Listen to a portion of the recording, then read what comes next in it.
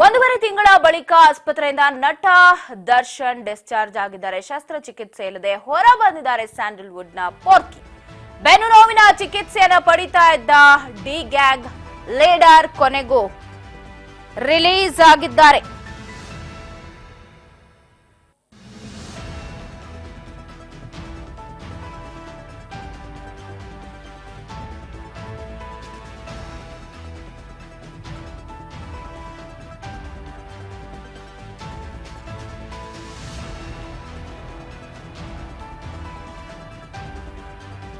ಒಂದೂವರೆ ತಿಂಗಳ ಬಳಿಕ ಆಸ್ಪತ್ರೆಯಿಂದ ನಟ ಡಿಸ್ಚಾರ್ಜ್. ಪುತ್ರನ ಸಹಾಯದೊಂದಿಗೆ ಕಾರು ಹತ್ತಿದ ಚಕ್ರವರ್ತಿ.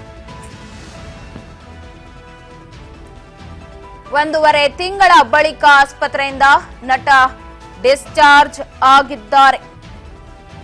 ಬೆನ್ನು ನೋವಿನಿಂದ ಬಳಲ್ತಾ ಇದ್ದು ಶಸ್ತ್ರಚಿಕಿತ್ಸೆ ಇಲ್ಲದೆ ಹೊರ ಬಂದಿದ್ದಾರೆ ಸ್ಯಾಂಡಲ್ವುಡ್ ಪೋರ್ಕಿ.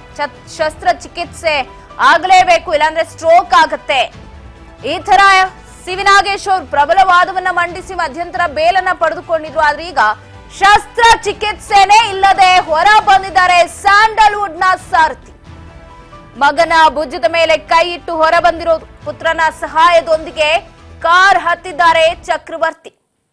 ಒಂದೂವರೆ ತಿಂಗಳ ಬಳಿಕ ಆಸ್ಪತ್ರೆಯಿಂದ ನಟ ಡಿಸ್ಚಾರ್ಜ್ ಆಗಿದ್ದು ಈಗಾಗಲೇ ಪತ್ನಿಯ ಫ್ಲಾಟ್ಗೆ ತೆರಳಿದ್ದಾರೆ. ದೃಶ್ಯದಲ್ಲಿ ಗಮನಿಸ್ತಾ ಇದ್ರೆ ಆಸ್ಪತ್ರೆಯಿಂದ ಹೊರ ಬರ್ತಾ ಪುತ್ರ ವಿನೀಶ್ ಹೆಗಲ ಮೇಲೆ ಕೈ ಹಾಕಿ ಬಂದಿದ್ದಾರೆ. ಪುತ್ರನ ಸಹಾಯದಿಂದ ಬಂದಿರುವುದು. ದರ್ಶನ್ ಜೊತೆಗೆ ಸ್ನೇಹಿತ ಧನ್ವೀರ್ ಕೂಡ ಇದ್ದಾರೆ.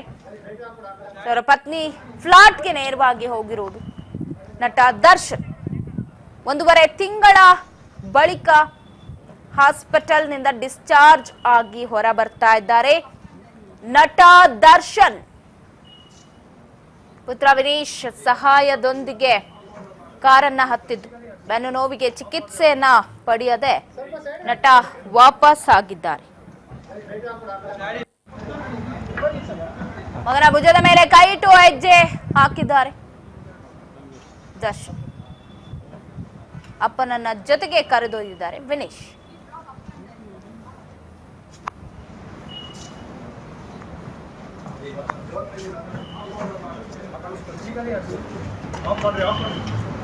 ಸ್ವಲ್ಪ ಸೈಡ್ ಹಾಕಿ ಸರ್.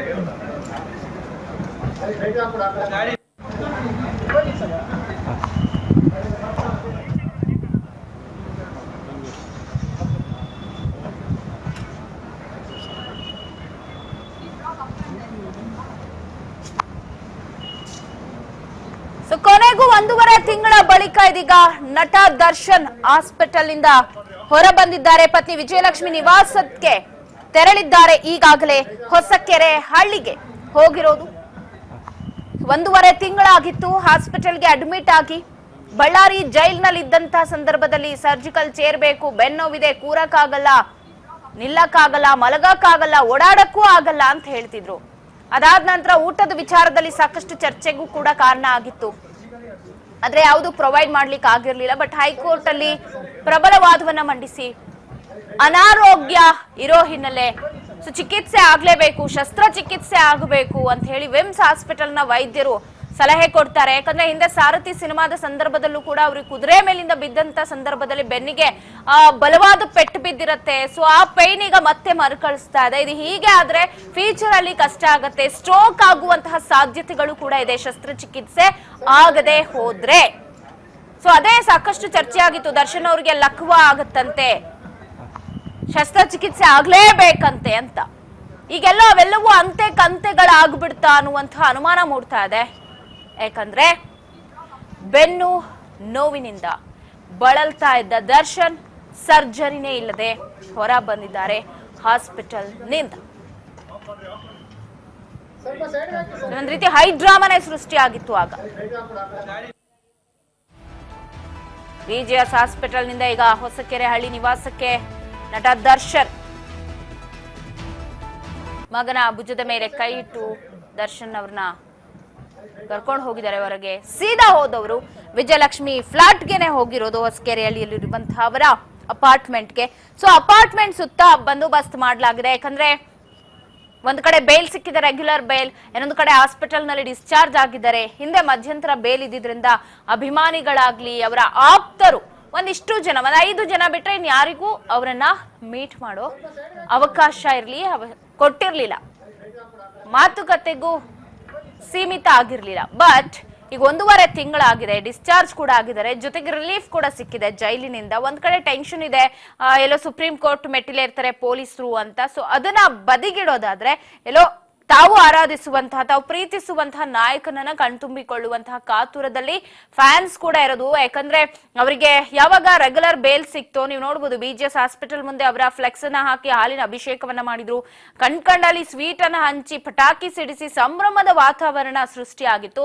ಸೊ ಇವತ್ತು ಬಿಡುಗಡೆ ಆಗ್ತಿದ್ದಾರೆ. ಎಲ್ಲಿ ಅಪಾರ್ಟ್ಮೆಂಟ್ ಸುತ್ತಮುತ್ತ ಬರಬಹುದು ಅಂತ ಒಂದಷ್ಟು ಜನ RR ನಗರ ನಿವಾಸಕ್ಕೂ ಕೂಡ ತೆರಳಿರ್ತಾರೆ, ಅಲ್ಲಿ ಅವ್ರ ಮನೆಗೂ ಕೂಡ ಹಾರ ಹಾಕಿ ಅಲ್ಲೂ ಹಾಲಿನ ಅಭಿಷೇಕ ಮಾಡಿದ್ರು.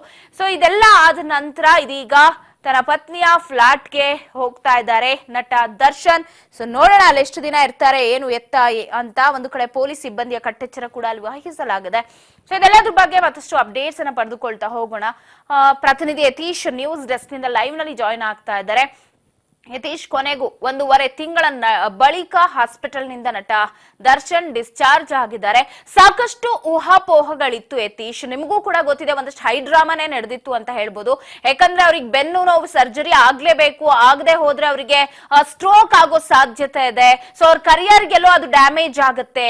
ಸೊ ಹಾಗಾಗಿ ಶಸ್ತ್ರಚಿಕಿತ್ಸೆ ಅನಿವಾರ್ಯ, ಅವಶ್ಯಕ ಇದ್ದೇ ಇದೆ ಅಂತ ಹೇಳಿದ್ರು. ಬಟ್ ಇವತ್ತು ಶಸ್ತ್ರಚಿಕಿತ್ಸೆ ಇಲ್ಲ, ಏನೂ ಇಲ್ಲ, ಹೊರ ಬಂದಿದ್ದಾರೆ. ಏನಾಗ್ತಾ ಇದೆ ಹಾಗಾದ್ರೆ? ಯಾಕೆಂದ್ರೆ ಈ ಒಂದು ವಿಚಾರದಲ್ಲಿ ಯಾಕೆಂದ್ರೆ ರೇಣುಕಾಸ್ವಾಮಿಯ ಕೊಲೆ ಕೇಸ್ನಲ್ಲಿ ದರ್ಶನ್ ಅರೆಸ್ಟ್ ಆದ ಬಳಿಕ, ಅಂದ್ರೆ ಬಳ್ಳಾರಿಯ ಜೈಲಿಗೆ ಹೋದ ಬಳಿಕ ಫಸ್ಟ್ ಕೇಳಿ ಬಂದದ್ದು ದರ್ಶನ ಆರೋಗ್ಯದಲ್ಲಿ ಏರುಪೇರಾಗ್ತಾ ಇದೆ. ಅಂದ್ರೆ ಬೆನ್ನು ನೋವು ಬರ್ತಾ ಇದೆ, ಸಾಕಷ್ಟು ಅವ್ರಿಗೆ ತೊಂದರೆ ಆಗ್ತಾ ಇದೆ, ನಿಲ್ಲಕ್ಕಾಗ್ತಿಲ್ಲ, ನಡೆಯೋಕ್ಕಾಗ್ತಿಲ್ಲ, ಅವ್ರು ಕುಂಡ್ಕೊಂಡು ಓಡಾಡಿದ್ದನ್ನು ಕೂಡ ನಾವು ವಿಡಿಯೋದಲ್ಲಿ ನೋಡಿದ್ದೀವಿ. ಪಾಪ ಬ್ಯಾಗ್ ಕೂಡ ಎತ್ತೋ ಹೇಳ್ಕಾಗ್ದಾನೆ ತುಂಬ ಕಷ್ಟಪಟ್ಟಿದ್ದು ಕೂಡ ನೋಡಿದ್ದೀವಿ. ಸೊ ಇದೆಲ್ಲ ತೋರಿಸಿ ಅವರಿಗೆ ಮಧ್ಯಂತರ ಬೇಲನ್ನು ಕೊಡಿಸಲಾಗಿತ್ತು. ಏಕೆಂದರೆ ಯಾವಾಗ ಬೇಲ್ ವಿಚಾರ ಅಂತ ಬಂದಾಗ ಬೇಲ್ ಕೊಡೋಕ್ಕೆ ಸಾಧ್ಯನೇ ಇಲ್ಲ ಅಂತ ಏನು ಕೋರ್ಟ್ ಹೇಳಿದಂಥ ಸಂದರ್ಭದಲ್ಲಿ ಅವರನ್ನು ಹೈಕೋರ್ಟ್ಗೆ ಮಧ್ಯಂತರ ಬೇಲ್ಗೆ ಅರ್ಜಿನ ಹಾಕ್ತಾರೆ. ಅದಕ್ಕೆ ಕೊಟ್ಟಂಥ ಒಂದು ನೆಪ ಅಂತಂದರೆ ಆರೋಗ್ಯದ ಸಮಸ್ಯೆ ಅಂದರೆ ಅವರ ಆರೋಗ್ಯದ ಸಿಕ್ಕಾಪಟ್ಟೆ ಏರುಪೇರಾಗ್ತದೆ. ಅದರಲ್ಲೂ ಕೂಡ ಬೆನ್ನು ನೋವು ತುಂಬಾ ಕಾಡ್ತಾ ಇದೆ ಅವರಿಗೆ. L1 ಮತ್ತು L5ನಲ್ಲಿ ಊತ ಕಾಣಿಸ್ಕೊಳ್ತಾ ಇದೆ. ಸೊ ಇದನ್ನು ಹೇಗೆ ಅನಿಸುತ್ತೆ ಅಂತಂದರೆ ಇದೆಲ್ಲ ನೋಡಿದಾಗ, ಇವತ್ತಿನ ಒಂದಿಷ್ಟು ಬೆಳವಣಿಗೆ ನೋಡಿದಾಗ ಈ ವಿಚಾರದಲ್ಲಿ ದರ್ಶನ್ ಅವರಿಗೆ ಮಧ್ಯಂತರ ಬೇಲ್ ಕೊಡಿಸೋದಕ್ಕೆ ಬಳ್ಳಾರಿ ಜೈಲಿದಂಥ ವೈದ್ಯ ಅಧಿಕಾರಿ ಕೂಡ ಏನಾದರೂ ಸಾಥ್ ಕೊಟ್ಟಿದ್ರಾ ಅನ್ನೋದು ಪ್ರಶ್ನೆ ಕಾಡುತ್ತೆ ಈಗ ನಮಗೆಲ್ಲರೂ ಕೂಡ. ಯಾಕೆ ಅಂತಂದರೆ ಅದನ್ನ ಎಕ್ಸ್ಪ್ಲೇನ್ ಮಾಡ್ಕೊಂಡು ಹೋಗ್ತೀನಿ ಪವಿತ್ರ ಏನು ವಿಚಾರ ಅಂತ. ಯಾಕೆ ಅಂತಂದರೆ ಆ ಸಂದರ್ಭದಲ್ಲಿ ದರ್ಶನ್ಗೆ ಬೇಲ್ ಕೊಡಿಸಲೇಬೇಕು ಅಂತ ಅವರೆಲ್ಲ ನಿಂತಿದ್ರೇನೋ ಅಂತ ಅನ್ಸೋದಕ್ಕೆ ಯಾಕೆ ಕಾರಣ ಅಂತಂದರೆ ಇವತ್ತಿನ ಈ ಘಟನೆಗಳು, ಇವತ್ತಿನ ನಡೀತಿರುವಂಥ ಒಂದಿಷ್ಟು ವಿಚಾರಗಳು. ಅವತ್ತ ವೈದ್ಯಾಧಿಕಾರಿಗಳು ಹೇಳಿದಂಥ ಒಂದು ಮಾತುಗಳಿದೆಯಲ್ಲ, ದರ್ಶನ್ಗೆ ಆದಷ್ಟು ಬೇಗ ಒಂದು ಸ್ಮಾಲ್ ಸರ್ಜರಿ ಆಗಲೇಬೇಕಿದೆ. ಬೆನ್ನಿನ ಸರ್ಜರಿ ಆಗಲಿಲ್ಲ ಅಂತಂದರೆ ಅವರು ಏನು ಅವ್ರ ಕಾಲು ಹೋಗ್ಬಿಡುತ್ತೆ, ಕಾಲು ಹೋಗ್ಬಿಡುತ್ತೆ, ಬೆನ್ನು ಹೋಗ್ಬಿಡುತ್ತೆ, ಸೊಂಟ ಹೋಗ್ಬಿಡುತ್ತೆ, ಅವ್ರು ಮತ್ತೆ ನಡೆಯೋದಕ್ಕೆ ಆಗೋದಿಲ್ಲ, ಇಲ್ಲ ಅವ್ರಿಗೆ ಏನೋ ಒಂದಷ್ಟು ನೀವು ಹೇಳ್ದಂಗೆ ಸ್ಟ್ರೋಕ್ ಆಗಿಬಿಡುತ್ತೆ. ಈ ಥರ ಎಲ್ಲ ಸುದ್ದಿ ಕೂಡ ಹಬ್ಬಿಟ್ಟಿತ್ತು. ಅಲ್ಲದೆ ಒಬ್ಬ ಸ್ಟಾರ್ ನಟ ಲೈಫ್ ಅಲ್ಲೇ ಖತಮ್ ಆಗೋಗ್ಬಿಡುತ್ತೆ ಅನ್ನೋ ಮಾತುಗಳು ಕೂಡ ಕೇಳಿಬಂದಿತ್ತು. ಹಾಗಾಗಿ ಆದಷ್ಟು ಬೇಗ ಅವ್ರಿಗೆ ಸರ್ಜರಿ ಆಗಲೇಬೇಕಿದೆ ಅನ್ನೋ ಮಾತನ್ನು ಬಳ್ಳಾರಿಯ ವೈದ್ಯಾಧಿಕಾರಿಗಳು ಅಂದರೆ ವಿಮ್ಸ್ ಆಸ್ಪತ್ರೆಯ ವೈದ್ಯಾಧಿಕಾರಿಗಳು ಹೇಳಿದಂಥ ಮಾತು. ಅದನ್ನೇ ಇಟ್ಕೊಂಡು ಹೈಕೋರ್ಟ್ನಲ್ಲಿ ಸಿ.ವಿ. ನಾಗೇಶ್ವರ ವಾದನ ಮಾಡಿ ಅವರಿಗೆ ಮಧ್ಯಂತರ ಬೇಲನ್ನು ಕೊಡಿಸ್ತಾರೆ.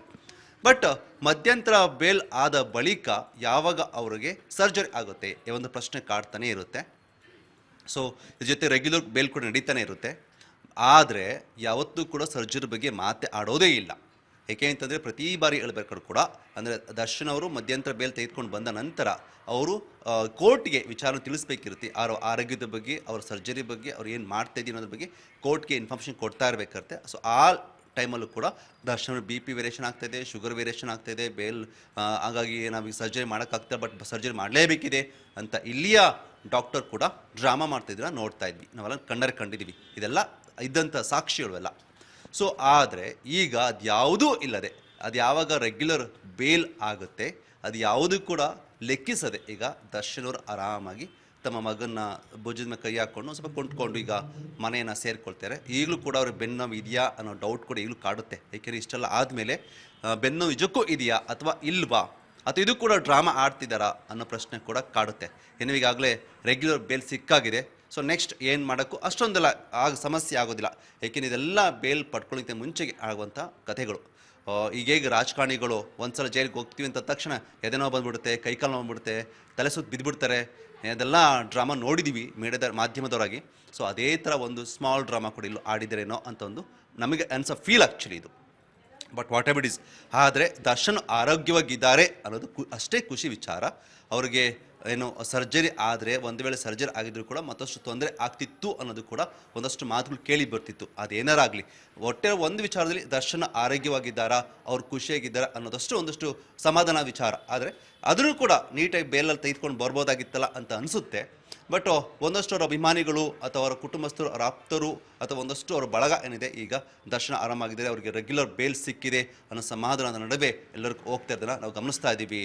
ಪವಿತ್ರ, ನೀವೇ ಹೇಳ್ತಾ ಇದ್ರಿ ಎಲ್ಲೋ ಮಧ್ಯಂತರ ಬೇಲ್ ತೆಗೆದುಕೊಳ್ಳೋದಿಕ್ಕೆ ಅಥವಾ ಹಾಸ್ಪಿಟಲ್ಗೆ ಅಡ್ಮಿಟ್ ಆಗೋದಿಕ್ಕೆ ಎಲ್ಲೋ ವಿಮ್ಸ್ ಹಾಸ್ಪಿಟಲ್ ಡಾಕ್ಟರ್ ಕೂಡ ಇನ್ವಾಲ್ವ್ ಆಗಿದ್ದಾರೆ ಅಂತ. ಯಾಕಂದ್ರೆ ಅವರೇ ಹೇಳಿದ್ದು ಈ ಸ್ಟ್ರೋಕ್ ಆಗ್ಬಿಡುತ್ತೆ ಅವರಿಗೆ ಶಸ್ತ್ರಚಿಕಿತ್ಸೆ ಆಗದೆ ಹೋದ್ರೆ ಅಂತ. ಈಗ ಸರ್ಜರಿನೂ ಇಲ್ಲ, ನೀವೇ ಹೇಳ್ದಂಗೆ ಸರ್ಜರಿ ಆದ್ರೆ ಮತ್ತಷ್ಟು ಪ್ರಾಬ್ಲಮ್ ಆಗ್ಬೋದು ಫ್ಯೂಚರ್ ಅಲ್ಲಿ ಅಂತ. ಸೊ ಮುಂದೆ ಏನ್ ಮಾಡ್ಬೋದು? ಯಾಕಂದ್ರೆ ನೋಡಿ, ಒಂದ್ ಕಡೆ ಪೊಲೀಸರು ಕೂಡ ಯಾವ ತರ ಅಲರ್ಟ್ ಆಗಿದ್ದಾರೆ ಅಂತಂದ್ರೆ, ಇಷ್ಟೆಲ್ಲ ಸರ್ಜರಿ ಅಂತ ಹೇಳಿ ಡ್ರಾಮಾ ಮಾಡಿದ್ದಾರೆ, ಅವ್ರಿಗೇನು ಆರೋಗ್ಯದಲ್ಲಿ ಸಮಸ್ಯೆನೇ ಇರಲಿಲ್ಲ ಅಂತ ಹೇಳಿ ಒಂದು ಅಪಿಯಲ್ ಹಾಕ್ಬೇಕು ಅಂತ ಹೇಳಿ ಸುಪ್ರೀಂ ಕೋರ್ಟ್ ಮೊರೆ ಹೋಗ್ತಿರೋದು ಕೂಡ ಹೌದು. ಅದಕ್ಕೆ ಸಂಬಂಧಪಟ್ಟಂತೆ ದಯಾನಂದ್ ಅವರು ಕೂಡ ಸ್ಪಷ್ಟನೆ ಕೊಟ್ಟಿದ್ದಾರೆ, ಹೌದು ನಾವು ಹೋಗ್ತೀವಿ ಸುಪ್ರೀಂ ಕೋರ್ಟ್ಗೆ ಅಂತ. ಇಫ್ ಇನ್ ಕೇಸ್ ಏನಾದ್ರೂ ಸುಪ್ರೀಂ ಕೋರ್ಟ್ಗೆ ಹೋಗ್ಬಿಟ್ರೆ ಮತ್ತೇನಾದ್ರೂ ಬೇಲ್ ಕ್ಯಾನ್ಸಲ್ ಆಗೋ ಸಾಧ್ಯತೆಗಳು ಇದೆಯಾ? ರೆಗ್ಯುಲರ್ ಬೇಲ್ ಆಗಿರ್ಬೋದು, ಏನೆಲ್ಲ ಆಗಬಹುದು ಅಂತ ಒಂದಷ್ಟು ಕ್ವೆಶ್ಚನ್ಸ್ ಗಳಿದೆ. ಪವಿತ್ರ, ಡು ಯು ಫೀಲ್ ಅವ್ರು ಹೋಗ್ತಾರೆ ನಿಮ್ಗೆ ಅನ್ಸುತ್ತಾ ಪವಿತ್ರ? ಅಲ್ಲ, ಈ ತರ ಹೈಡ್ರಾಮಾ ಮಾಡಿ ಹೊರಗ್ ಬಂದವರು ಎಲ್ಲೋ ಶಸ್ತ್ರಚಿಕಿತ್ಸೆನೇ ಆಗ್ಲಿಲ್ಲ ಅಂದಾಗ ಕೋರ್ಟ್ಗೆ ಎಲ್ರು ತಲೆ ಬಾಗ್ಲೇಬೇಕಾಗತ್ತೆ. ಇನ್ ಕೇಸ್ ಅವ್ರೇನಾದ್ರು ರದ್ದು ಮಾಡಿದ್ರೆ ಮತ್ತೆ ಕಳಿಸಬಹುದೇನೋ ಅಂತ. What I am asking actually Pavitra, see ಅವ್ರು ಮಧ್ಯಂತರ ಬೇಲ್ ತೆಗೆದುಕೊಂಡು ಬಂದಳೇ ಪೊಲೀಸ್ ತನಿಖಾಧಿಕಾರಿಗಳು ಒಂದು ಕತೆ ಕಟ್ತಾನೇ ಇದ್ರು. ನಾವು ಸುಪ್ರೀಂ ಕೋರ್ಟ್ ಹೋಗೇ ಬಿಡ್ತೀವಿ, ನಾವು ಈಗಾಗಲೇ ಪರ್ಮಿಷನ್ ತೆಗೆದುಕೊಂಡಿದೀವಿ, ಅಯ್ಯೋ ಪರಮೇಶ್ವರ್ ಪರ್ಮಿಷನ್ ಕೊಟ್ಟಾಗಿದೆ, ನಾಳೆ ಹೋಗ್ತೀವಿ, ನಾಡ್ದು ಹೋಗ್ತೀವಿ, ಮಂಡೇ ಹೋಗ್ತೀವಿ, ಹೋಗ್ಲೇ ಇಲ್ವಲ್ಲ ಅವ್ರಿನ್ನ. ಆ ಬಗ್ಗೆ ಮಾತೇ ಆಡ್ತಿಲ್ಲ ಆ್ಯಕ್ಚುಲಿ. ಬರೀ ಹೋಗ್ತೀವಿ ಅಂತ ಹೇಳ್ತಾರೆ. ನೋಡೋಣ ಹೋದ್ಮೇಲೆ ಅವ್ರು ಹೋದ್ಮೇಲೆ ಏನಾಗುತ್ತೆ ಅನ್ನೋದ್ರ ಬಗ್ಗೆ ಮಾತಾಡೋಣ. ಐ ಡೋಂಟ್ ಥಿಂಕ್ ಸೊ ಅವ್ರು ಹೋಗ್ತಾರೆ ಅನ್ನೋ ಬಗ್ಗೆ ನಂಗೆ ನಂಬಿಕೆ ಇಲ್ಲ ಆ್ಯಕ್ಚುಲಿ. ಯಾಕೆಂದ್ರೆ ಇಷ್ಟೆಲ್ಲ ಆಗ್ತಿದ್ದಾಗಲೇ ಮಧ್ಯಂತರ ಬೇಲ್ನ ರದ್ದು ಮಾಡಬೇಕು ಅಂತ ಓಡಾಡಬೇಕು ಅಂತ ಸುಮ್ಮನೆ ಪೊಲೀಸರು ಸುದ್ದಿ ಮಾಡ್ಕೋಬೇಕಂತ ಅನಿಸುತ್ತೆ ಏನೋ ಗೊತ್ತಿಲ್ಲ. ಐ ಡೋಂಟ್ ಥಿಂಕ್ ಸೊ ಇಲ್ಲೂ ಕೂಡ ಆಗ ಅನ್ಸುತ್ತೆ ನನಗೆ ಆ್ಯಕ್ಚುಲಿ. ಅವ್ರು ಹೋಗ್ತಾರೆ ಅನ್ನೋ ನಂಬಿಕೆ ನನಗೂ ಇಲ್ಲ. ಯಾಕೆ ಅಂತಂದರೆ ಆವಾಗಲೇ ಹೋಗ್ದಿದ್ರು ಈಗ ಹೋಗ್ತಾರಾ?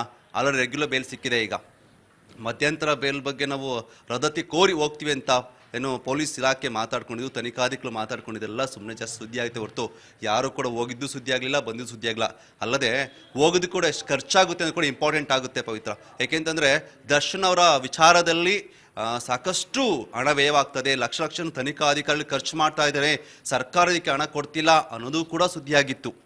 ಅಂಥದ್ರಲ್ಲಿ ತಮ್ಮ ಖರ್ಚನ್ನು, ತಮ್ಮ ವ್ಯಯಗಳನ್ನು ಹಾಕ್ಕೊಂಡು ಸುಪ್ರೀಂ ಕೋರ್ಟಿಗೆ ಹೋಗಿ ಅಲ್ಲಿ ಲಾಯರ್ ಇಟ್ಟು ಅಲ್ಲಿ ವಾದ ಮಾಡಿ ಅಲ್ಲಿದೆಲ್ಲ ಮಾಡ್ಕೊಂಡು ಬರೋದಕ್ಕೆ ಅವ್ರಿಗೂ ಅಷ್ಟೊಂದು ಟೈಮ್ ಇರೋದಿಲ್ಲ. ಅಥವಾ ಹೋಗ್ತಿರೋದು ನಂಬಿಕೆನೂ ನನಗಂತೂ ಇಲ್ಲ. ನನಗೆ ಪರ್ಸ್ನಲಿ ನಂಬಿಕೆ ಅಂತ ಖಂಡಿತ ಇಲ್ಲ.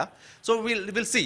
ಹೋದ್ರೂ ಹೋಗ್ಬೋದು. ಒಂದು ವೇಳೆ ಗೌರ್ಮೆಂಟ್ ಏನಾದರೂ ಇದ್ರ ಬಗ್ಗೆ ಆ್ಯಕ್ಷನ್ ತಗೊಳ್ತು, ಇಲ್ಲ ನೀವು ಹೋಗಿ ನೀವು ಮಾಡಿ ನಾವು ನಿಮ್ಮ ಜೊತೆ ನಿಂತ್ಕೊಳ್ತೀವಿ ಅಂತ ಏನಾದರೂ ಆದರೆ ಹೋಗ್ಬೋದು. ಒಂದು ವೇಳೆ ಹೋದರೆ ಕೂಡ ಇದೆಲ್ಲ ಕೂಡ ಇಟ್ಕೊಂಡು ವಾದ ಕೂಡ ಮಾಡ್ಬೋದಾಗುತ್ತೆ. ಸೊ ಏನಾಗ್ಬೋದು ಅನ್ನೋದನ್ನ. ಸೊ ಅಷ್ಟೆಲ್ಲ ಹೋಗಿ ಟೈಮ್ ತಗೊಳುತ್ತೆ. ಈಗಾಗಲೇ ಸಿಕ್ಕಿದಂಥ ಮಧ್ಯಂತರ ಜಾಮೀನಲ್ಲಿ ಏನೆಲ್ಲ ಮಾಡೋಕ್ಕಾಗುತ್ತೆ ಎಲ್ಲ ಮಾಡಾಗಿದೆ. ಇನ್ನು ರೆಗ್ಯುಲರ್ ಜಾಮೀನು ಸಿಕ್ಕಿರೋಂಥದ್ದು. ಸೊ ಈಗ ಸಾಕಷ್ಟು ಜನ ಮೀಟ್ ಮಾಡ್ಬೋದು. ಏಕೆಂದರೆ ಮಧ್ಯಂತರ ಜಾಮೀನು ಅಂತ ಬಂದಾಗ ಯಾರನ್ನು ಮೀಟ್ ಮಾಡೋಕ್ಕೆ ಅಷ್ಟೊಂದು ಪರ್ಮಿಷನ್ಸ್ ಇರೋದಿಲ್ಲ, ಒಂದಷ್ಟು ಜನನ ಮಾತ್ರ ಮೀಟ್ ಮಾಡೋಕ್ಕೆ ಪರ್ಮಿಷನ್ಸ್ ಇರುತ್ತೆ. ಬಟ್ ಈಗ ರೆಗ್ಯುಲರ್ ಜಾಮೀನು ಸಿಕ್ಕಾಗಿದೆ. ಸೊ ಮೀಟ್ ಮಾಡೋಕ್ಕೂ ಕೂಡ ಪರ್ಮಿಷನ್ಸ್ ಇರುತ್ತೆ. ಸೊ ಎಲ್ಲರೂ ಭೇಟಿ ಆಗ್ಬೋದು. ಭೇಟಿ ಆದ ನಂತರ ಏನೆಲ್ಲ ತಯಾರಿ ಮಾಡ್ಕೋದೆಲ್ಲ ಈಗ ಈಸಿಯಾಗಿ ಮಾಡ್ಕೋಬಹುದಾಗುತ್ತೆ. ಇನ್ನೊಂದ್ ಕಡೆ ಯತೀಶ್ ಎಲ್ಲೋ ಡಿಸ್ಚಾರ್ಜ್ ಆದ ನಂತರ RR ನಗರ ನಿವಾಸಕ್ಕೆ ಹೋಗಬಹುದೇನೋ ಅನ್ನೋದಿತ್ತು. ನೇರವಾಗಿ ಈಗ ಪತ್ನಿಯ ಫ್ಲಾಟ್ಗೆ ಹೋಗಿದ್ದಾರೆ, ಹೊಸಕೆರೆಹಳ್ಳಿಗೆ ಹೋಗಿದ್ದಾರೆ.